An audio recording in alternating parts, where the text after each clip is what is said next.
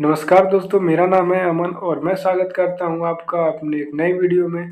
तो दोस्तों, आज का हमारा जो चैलेंज है वो बेसिक फिजिक्स के 30 एमसीक्यू क्वेश्चन लाया हूं, जो आपके आने वाले सरकारी एग्जाम में पूछे जाएंगे। सरकारी नौकरी वाले एग्जाम्स में सारे के सारे क्वेश्चन रिपीटेशन होते हैं और वो सारे आपके एग्जाम्स में पूछे जाते हैं। तो देखते हैं, अगर आप लोग 30 में से कितना सही करते हो। अगर आप सचमुच में पढ़ाई करते हो तो आप 30 में से कम 25 का सवाल का जवाब तो देकर ही बताना। तो आइए देखते हैं, हमारा पहला सवाल क्या दिया हुआ है। पहला सवाल दिया हुआ है, भौतिक किसका अध्ययन है। भौतिकी किसका अध्ययन है? तो इसका राइट आंसर तो भौतिकी जो वो द्रव्य, ऊर्जा और उनके पारस्परिक संबंधों का अध्ययन होता है। ऑप्शन सी जो है इसका राइट आंसर हो जाएगा। अगला सवाल दिया है, दूरी की एसआई इकाई क्या है। इसका राइट आंसर होगा, दूरी की जो एसआई इकाई होती है वो मीटर में होती है। ऑप्शन सी जो है इसका राइट आंसर हो जाएगा। अगला क्वेश्चन दिया हुआ है, समय की इकाई का क्या है। समय की एसआई इकाई क्या होती है? तो इसका राइट आंसर हो, समय की एसआई इकाई जो होती है वो सेकेंड होती है। ऑप्शन सी जो है इसका राइट आंसर हो जाएगा।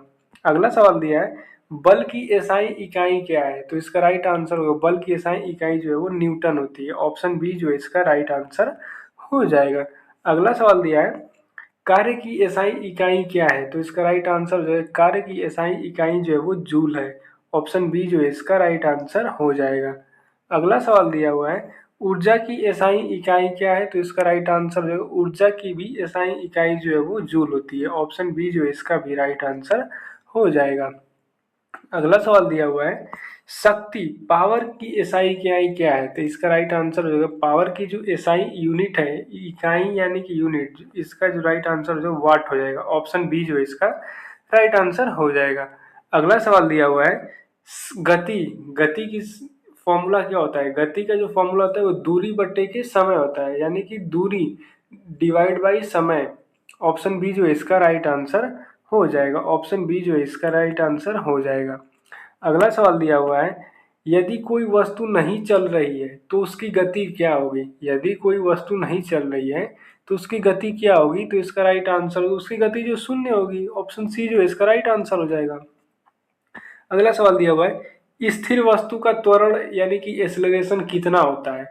तो अगर स्थिर है कोई वस्तु और उसका त्वरण पूछा जाए तो वो भी शून्य हो जाता है। ऑप्शन ए जो है इसका राइट आंसर हो जाएगा।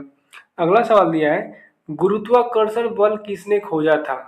तो इसका राइट आंसर जो गुरुत्वाकर्षण बल जो है वो आइजैक न्यूटन ने, यानी कि ऑप्शन बी जो इसका राइट आंसर हो जाएगा। ऑप्शन बी जो इसका राइट आंसर हो जाएगा, आइजैक न्यूटन ने इस।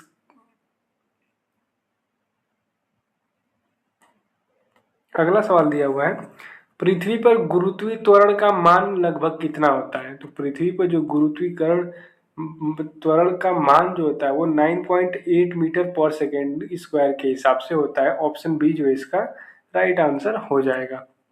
अगला सवाल दिया है, द्रव्यमान मास की एसआई इकाई क्या है। तो इसका राइट आंसर होगा, मास की एसआई इकाई जो वो किलोग्राम होती है, केजी में होती है। ऑप्शन ए जो है इसका राइट आंसर हो जाएगा। अगला सवाल दिया है, भार भार की एसआई इकाई क्या है। तो इसका राइट आंसर जो है न्यूटन। ऑप्शन ए जो है इसका राइट आंसर हो जाएगा। अगला सवाल दिया है, किस उपकरण से तापमान मापा जाता है। तो इसका राइट आंसर थर्मामीटर से जो है तापमान मापा जाता है। ऑप्शन बी जो है इसका राइट आंसर हो जाएगा। अगला सवाल दिया है, तापमान की एसआई इकाई क्या है। तो इसका राइट आंसर हो जाएगा, तापमान की एसआई इकाई केल्विन होती है। ऑप्शन बी जो है इसका राइट आंसर हो जाएगा। हमारा अगला सवाल दिया हुआ है, ध्वनि किस माध्यम में सबसे तेज चलती है। तो इसका राइट आंसर जो है, ध्वनि जो है वो ठोस माध्यम में सबसे तेज चलती है। ऑप्शन सी जो है इसका राइट आंसर हो जाएगा।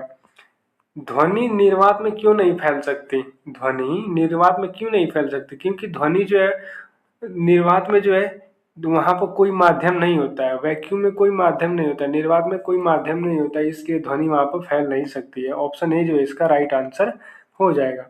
अगला सवाल दिया है, ध्वनि की एसआई इकाई क्या है। तो इसका राइट आंसर, ध्वनि की एसआई इकाई जो है वो हर्ट्ज होता है। ऑप्शन ए जो है आपका राइट आंसर हो जाएगा। अगला सवाल दिया हुआ है, ध्वनि तरंग किस प्रकार की तरंग होती है। तो इसका राइट आंसर, वो ध्वनि तरंग जो है वो अनुदैर्ध्य तरंग होती है। ऑप्शन बी जो है इसका राइट आंसर हो जाएगा। अगला सवाल दिया है, किस उपकरण से विद्युत धारा मापी जाती है। तो इसका राइट आंसर हो जाएगा मीटर से विद्युत धारा मापी जाती है। ऑप्शन बी जो है इसका राइट आंसर हो जाएगा। और हमारा अगला सवाल दिया हुआ है वोल्टेज की एसआई इकाई क्या है, तो इसका राइट आंसर होगा वोल्टेज की एसआई इकाई जो है वो वोल्ट होती है। ऑप्शन ए जो है इसका राइट आंसर हो जाएगा। अगला सवाल दिया हुआ है विद्युत धारा की एसआई इकाई क्या है, तो इसका राइट आंसर होगा विद्युत धारा की एसआई इकाई जो है वो एम्पियर होती है। ऑप्शन ए जो है इसका राइट आंसर हो जाएगा। एम्पियर को ए से दर्शाया जाता है। अगला क्वेश्चन दिया हुआ है प्रतिरोध यानी कि रेजिस्टेंस की एसआई इकाई क्या है, तो इसका राइट आंसर होगा रेजिस्टेंस की एसआई इकाई जो है वो ओम होती है। ऑप्शन ए जो है इसका राइट आंसर हो जाएगा।